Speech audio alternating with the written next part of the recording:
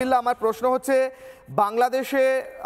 বাংলাদেশ আমাদের বন্ধু দেশ, আমাদের অত্যন্ত কাছের এবং আমরা অনেক দিনের আমাদের ইতিহাস, আমি পিসিআরকে কানটা একটু করতে বলবো, বন্ধ করতে বলবো। বাংলাদেশের ইতিহাস ভারতের ইতিহাসের সঙ্গে জড়িত, কারণ ভারতের অংশই ছিলেন আপনারা। পরবর্তীকালে আপনাদের স্বাধীন হতে আমরা সাহায্য করি। আমার প্রশ্ন হচ্ছে, স্যার, বাংলাদেশে বসে ভারত বিরোধী যারা কথা বলেন তাদের উত্তর হিসেবে আপনি কি আমার হয়ে এই মেসেজটা দিয়ে দেবেন যে পাকিস্তানের ডেপুটি প্রাইম মিনিস্টার ইশাক দার তিনি বলেছেন যে আমরাই ভারতকে অনুরোধ করেছিলাম যে দয়া করে আমাদের উপর আর আক্রমণ করবেন না, এই কাজটা কি আপনি আমার ভাই হিসেবে করে দেবেন স্যার? বলুন। অসংখ্য ধন্যবাদ দাদা আপনাকে। আপনাকে ভাবতে হবে বাংলাদেশ একটা স্বতন্ত্র রাষ্ট্র, যুদ্ধের মধ্য দিয়ে রক্তক্ষয়ী এক মরণ যুদ্ধকে পার করে এটা রাষ্ট্র গঠন হয়েছে। সেই ক্ষেত্রে আপনি ভারত হোক, পাকিস্তান হোক, যে কোনো রাষ্ট্র বাংলাদেশের সাথে বন্ধুত্ব রাখতে হলে অবশ্যই দুটি রাষ্ট্রের স্বার্থকে মাথায় রেখে বন্ধুত্ব রাখতে হবে। সেই ক্ষেত্রে যদি বলতে চাই, ভারত হলো চরম লেভেলের সেলফিস্ট, চরম লেভেলের সেলফিস্ট। যারা নিজেদের স্বার্থ দেখে তারা পার্শ্ববর্তী কোন রাষ্ট্রের কিংবা যে সকল রাষ্ট্রের সাথে বন্ধুত্ব করতে চায় এই ধরনের বুঝতে হবে। সেলফিশ বলতে চাই, সেলফিস্ট সেলফিস্ট সেলফিশ। ওকে, ঠিক আছে, বেশ, বলুন, ওনাকে শেষ করতে দিন স্যার। ওনাকে শেষ করতে দিন। ওকে, বলুন স্যার, বলে যান। জি, আমি বলছিলাম যে কথা, যে ভারত যে সকল রাষ্ট্রের সাথে বন্ধুত্ব করে সেই সকল রাষ্ট্রকে তারা গ্রাস করে খাওয়ার চেষ্টা করে। যেমন উদাহরণ, বিগত 52 বছরে বাংলাদেশ থেকে ভারত যে পরিমাণ সহযোগিতা পেয়েছে, বন্ধুত্বের দোহাই দিয়ে যে পরিমাণ শোষণ করেছে, সেটা পৃথিবীর ইতিহাসের খুব বিরল। ভারতের চরিত্র খুব ভয়ঙ্কর। ভারত আসলে কোনো রাষ্ট্রের বন্ধু হতে পারে না। আচ্ছা স্যার, এবার আমি একটা প্রশ্ন করতে চাই স্যার, অ্যাডিশনাল একটা প্রশ্ন করতে চাই স্যার আপনাকে। স্যার, আপনাকে একটা অ্যাডিশনাল প্রশ্ন করতে চাই, আমি একটা প্রশ্ন করতে চাই। উনি বলছেন ভারত, আপনি বলছেন স্যার ভারত খুবই সেলফিস্ট। আচ্ছা, এক সেকেন্ড, আমি বলতে চাই ভারত খুবই সেলফিস্ট আপনি বলছেন, কারণ ভারত আপনাদের থেকে অনেক কিছু নিয়ে নিতে চায়। ভারত আপনাদেরকে কি বলবো, কি বলে ওটাকে, সবকিছু নিয়ে নেওয়া কারুর থেকে। হ্যাঁ, ও ভারত আপনাদের থেকে অনেক কিছু পেতে চায়, গ্রাস করতে চায়। স্যার, আমাকে একটা কথা বলুন, আপনি ভারত যে সেলফিস্ট অ্যাটিটিউড আপনি দেখেছেন, হ্যাঁ, আমার প্রশ্ন হচ্ছে যে আপনার কাছে বা বাংলাদেশে কোন জিনিসটা রয়েছে, একটা জিনিসের নাম বলুন যেটা ভারতে নেই, যেটা আমাকে আপনার থেকে নিতে হবে। একটা জিনিসের নাম বলুন যেটা বাংলাদেশ আমাদের দিতে পারে, যেটা আমাদের কাছে নেই অলরেডি, এরকম একটা জিনিসের নাম বলুন। বলুন স্যার। আনসারুল্লাহ বাংলা জিহাদি সন্ত্রাসবাদীগুলো আছে, এগুলো আছে। বলুন স্যার। বলুন। ইকোনমিক একটু চুপ করতে বলেন, দিদিকে একটু চুপ করতে বলেন। আচ্ছা, বলুন স্যার, আমরা বাংলাদেশের থেকে আমাদের কি পাওয়ার আছে? আগ্রহে অপেক্ষা করছি আপনার কথা শোনার জন্য। বাংলাদেশ থেকে সর্বোপরি সব সময় তারা অর্থ নিয়েছে। অর্থ? দেখেন, বাংলাদেশে 27 লক্ষ ভারতীয় অবৈধ নাগরিক এখানে কাজ করছে।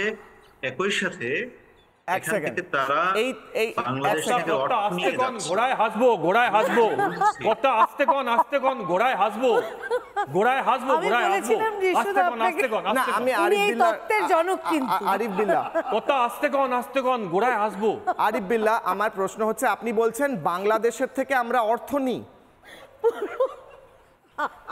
অর্থ নাগরিক বাংলাদেশে কেন অবৈধভাবে আসে, আপনি কি সেটা বন্ধ করতে পেরেছেন? বিজেপি মুখপাত্র যে কটা হসপিটাল আছে, সব কটা হসপিটালে, যে কটা হসপিটাল আছে বাংলাদেশে, সব কটা হসপিটালে ভারতীয়রা গেছে। না, আমার বলছি, আপনি যে হাস্যরস পরিবেশন করছেন তার জন্য আপনাকে অসংখ্য ধন্যবাদ আরিফ ভাই। আপনি যে আরিফ ভাইয়ের মুখের উপর একটা পোস্টার এসে গেছে, ওটা একটু সরিয়ে দিন। হ্যাঁ, যে হাস্যরস পরিবেশন করছেন, পাগলের মতো কথা বলছেন।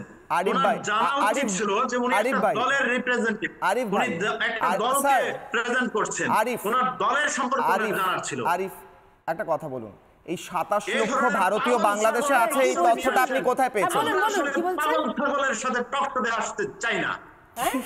এরা জানেই না কিভাবে কথা বলতে হয়। স্যার স্যার আপনি রেগে যাবেন না স্যার, আপনার মতন কথা আমরা বলতে জানি না, ওনাকে রাগিয়ে দেবেন না আমরা প্লিজ, সেলফিশ নই, ওনাকে রাগিয়ে দেবেন না। এই তত্ত্ব আমি জানি না।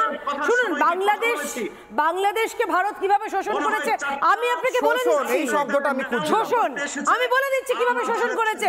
করোনার টিকা দিয়ে শোষণ করেছে ভারত, চাল দিয়ে শোষণ করেছে। আজকেও যে দুপুরে আপনার ওয়াইফ স্ত্রী যে ভাতটা রান্না করে দিয়েছে, খোঁজ নিয়ে দেখুন, সেই চালটাও ভারত থেকে ভিক্ষা হয়ে গেছে। ডাল ডিম আলু যা যা খেয়েছেন ভারত থেকে না গেলে না খেয়ে মরবেন আপনারা। শুনে নিন, এরপরেও ইউনিস সাহেব আবার এত কিছুর পরও জেনে নিন না, আপনার মালিক আপনার হুজুর এরপরে ভারত থেকে বলেছে 10,000 টন চাল ধার দিন, ভিক্ষা দিন। আজকে যে ভাতটা খেয়েছেন সেই ভাতটা ভারতের দান। এইভাবেই ভারত শোষণ করেছে। করোনার যে টিকা পেয়েছেন সেটাও ভারত থেকে গেছে। তারপরেও আপনারা এত আমরা সেলফিশ। আমি বলছি আরিফ বিল্লাহ, আমার আজকের আলোচনার টপিকটা কি জানেন তো আরিফ বিল্লাহ? আমি এরকম ভাবে টপিক থেকে বেরিয়ে যেতে পারবো না। আমার আজকের আলোচনা আমি আপনাকে এই কারণে ডেকেছি স্যার। আরিফ বিল্লাহ এক সেকেন্ড, আরিফ বিল্লাহ ওরম কাঁপবেন না। আরিফ বিল্লাহ এক সেকেন্ড, আমার আলোচনার টপিক আজকে স্যার আমার আজকের আলোচনার টপিক হচ্ছে পাকিস্তানের উপপ্রধানমন্ত্রী। স্যার ওয়েট, হোল্ড করুন স্যার, আপনি সেলফিশ বলা শিখুন আগে স্যার। এক সেকেন্ড স্যার, হোল্ড করুন স্যার।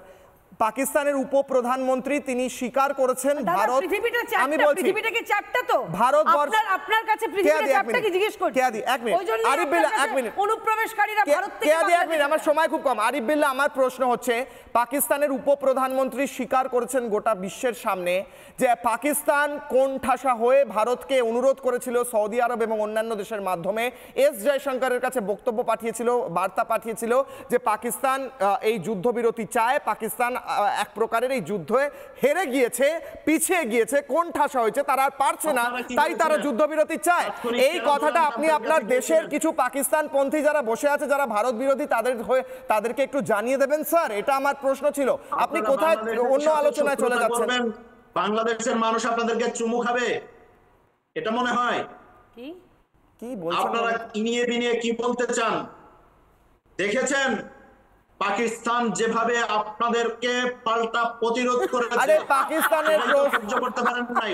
ডোনাল্ড ট্রাম্পের কাছে গিয়ে আমার কাছে একটা ব্রেকিং নিউজ আছে। বেশ আরিফ বিল্লাহ কি বলছেন আমি জানি না। পাকিস্তান পাল্টা প্রতিরোধ আমার কাছে না, রহিম ইয়ার খান এয়ারবেস এখন পর্যন্ত শুরু করা যায়নি। কেন শুরু করতে পারেনি? পাকিস্তান পায়ে ধরেছে আমেরিকার, যে ভারতকে বলো থামতে। এই বাংলা ভাষাটা বোঝেন না? কি এই মুহূর্তে আমার কাছে ব্রেকিং নিউজ উঠে আসছে, ইসরায়েলের বেশ কিছু অংশে ফের বাজছে সাইরেন, ফের মিসাইল হামলা চালিয়েছে ইরান।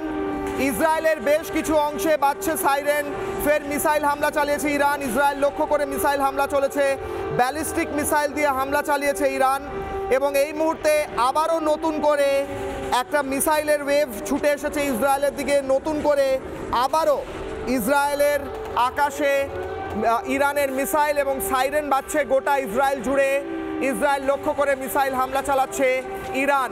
একটু আগেই আমরা দেখেছিলাম ইসরায়েলের যুদ্ধবিমান ইরানের আকাশে চক্কর কাটছে, কিন্তু পাল্টা ইরানও বেশ কিছু মিসাইল ছুড়ে দিয়েছে এবং সেই মিসাইল ইসরায়েলের বেশ কিছু জায়গায় গিয়ে পড়ার আগেই আয়রন ডোম অ্যাক্টিভেট করা হয়েছে এবং তার সঙ্গে সঙ্গে ইরানের বেশ কিছু মিসাইল এসে ইসরায়েলের কিছু জায়গায় আঘাত করেছে বলেও শোনা যাচ্ছে। এই মুহূর্তে অত্যন্ত বড় ব্রেকিং নিউজ।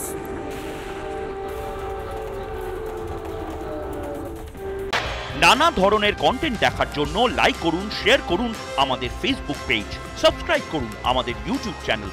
পাশাপাশি অন্যান্য ব্রেকিং নিউজের জন্য অবশ্যই চোখ রাখুন রিপাবলিক বাংলায়।